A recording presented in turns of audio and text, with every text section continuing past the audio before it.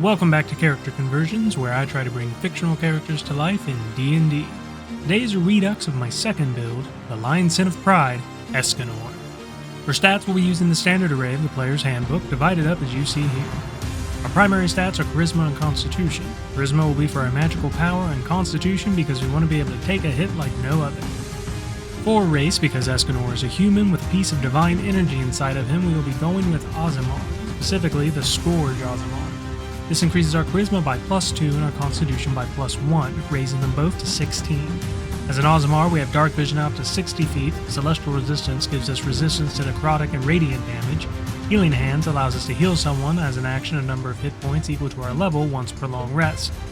Light Bearer gives us the Light Cantrip, and Radiant Consumption allows us to release the divine energy inside us for 1 minute once per long rest.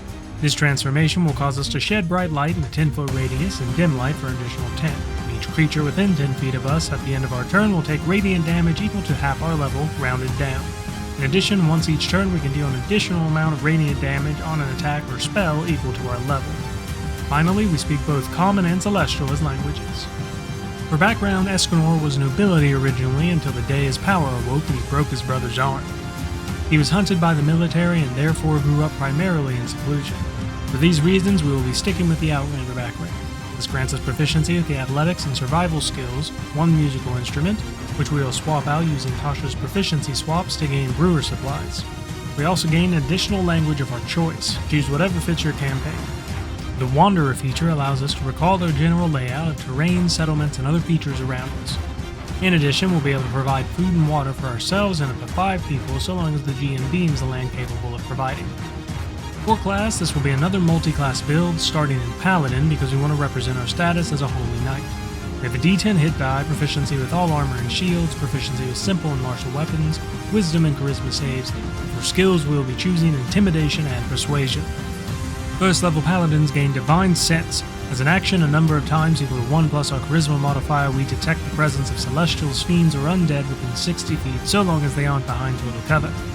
Lay on Hands allows us to replenish a number of hit points equal to 5 times our Paladin level each long rest. As a second level Paladin, we gain a Fighting Style, of which we will be choosing Unarmed Fighting this time around, making our unarmed strikes deal 1d6 damage, 1d8 if our hands are empty. And we can deal 1d4 bludgeoning damage to one creature we are grappling. Since we won't be going Eldritch Knight, we won't be able to just summon our axe to our hand, so this is just in case. Next we gain our spellcasting and gain 2 first level spell slots. We'll be using these for smiting most often, but spells like Compelled Duel, Shield of Faith, and the various smite spells could still be useful. Finally, we gain Divine Smite. This allows us to expend a spell slot when we hit with an attack to deal an additional 2d8 radiant damage. Damage is increased to 1d8 for each spell level higher than first to a maximum of 5d8. If the target is undead or fiend, the damage is increased by an additional 1d8 to a maximum of 6d8. At third level, now we're going to multi-class over to Sorcerer to start developing our Sunshine representation. We gain a d6 hit die, and for our Sorcerer's origin, we are going with the Titan Heart, a third-party origin from MCDMs Arcadia magazine, link in the description. This grants us Ancient Knowledge, Titan Manifestation, 4 cantrips, and 2 first-level spells. Ancient Knowledge gives us the ability to speak, read, and write Primordial, a kind of super language that basically counts as Aquan, Orin, Ignan, and Terran. Now for the important part, Titan Manifestation. As an action we can manifest our Titan form. In our case, we'll become confident and muscular. Our size increases to large, our AC increases by 2, and we can use Charisma for our attack and damage rolls with weapons. In addition, we deal double damage to objects and structures. This form lasts for a minute and we can use it twice per long rest. While in our Titan form, we gain access to the Blaze, Cataclysm, Daybreak, Glacier, and Quake spells, as though they were sorcery spells.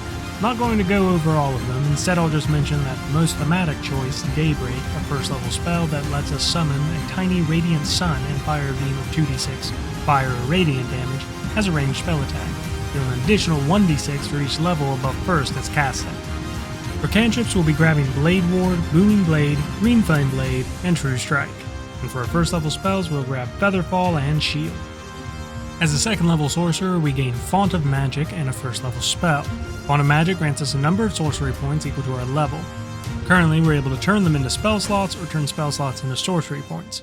For our first level spell, we will grab Jump. 5th level and our 3rd level in sorcerer means we gain Meta Magic and our first second level spell. For Meta Magic, we will pick up Transmuted Spell and Quicken Spell. With Transmuted Spell, we can turn a fire spell into force if we want to avoid resistance, just flavor it as burning particularly hot.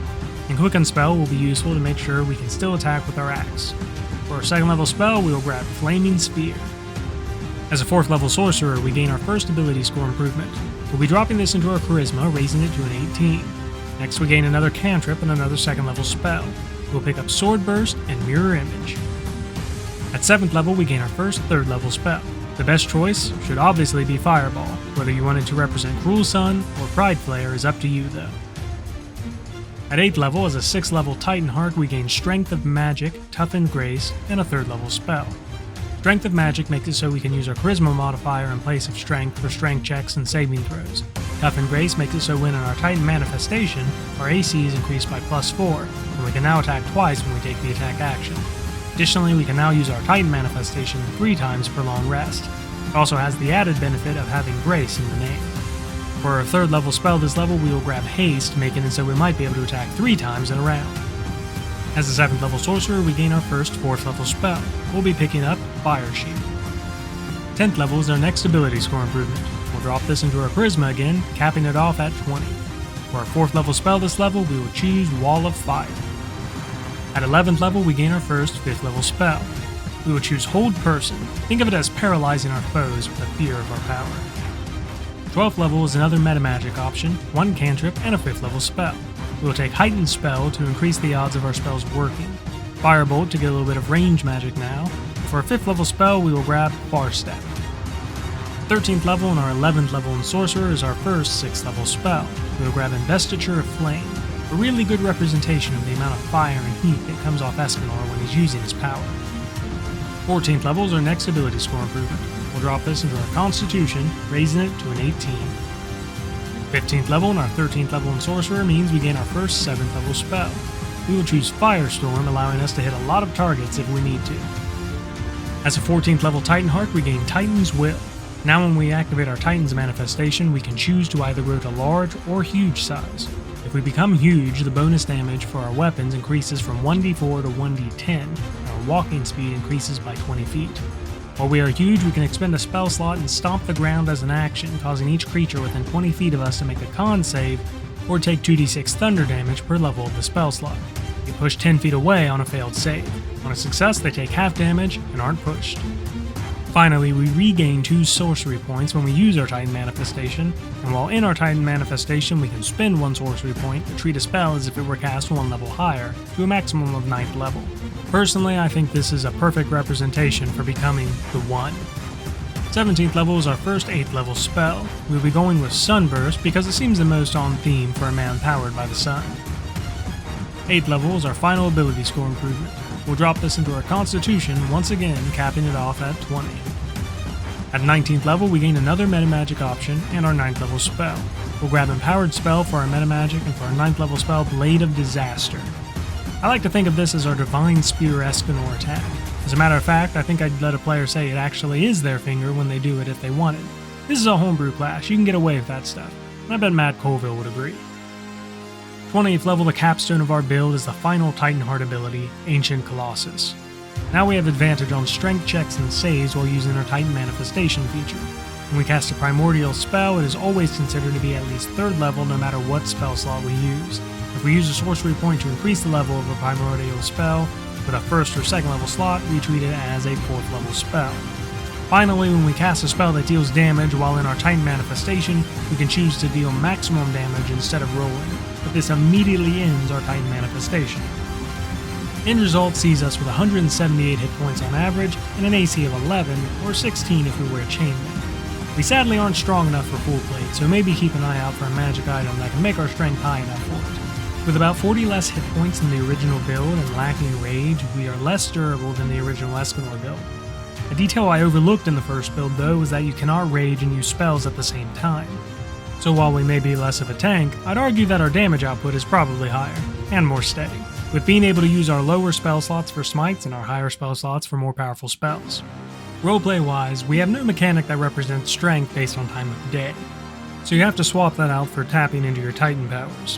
When we use our Titan Manifestation, we become large Escanor, cocky, confident, and powerful.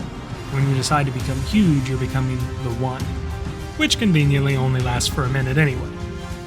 If you have another spellcaster in your party, you need to get them to take enlarge, and then just wait for the perfect moment to become gargantuan and basically become part of a kaiju battle. This build packs a punch in battle, and with high charisma, your social skills won't be left behind. The personality switch due to the seed of divinity inside you, the roleplay opportunity should be great as well. This is a build I personally hope to try one day. Thank you for watching. Please like, share, comment your opinions or suggestions for new builds. Special thanks to Brandon Yates for the music in this video. I hope all your 20s are natural. See you next time.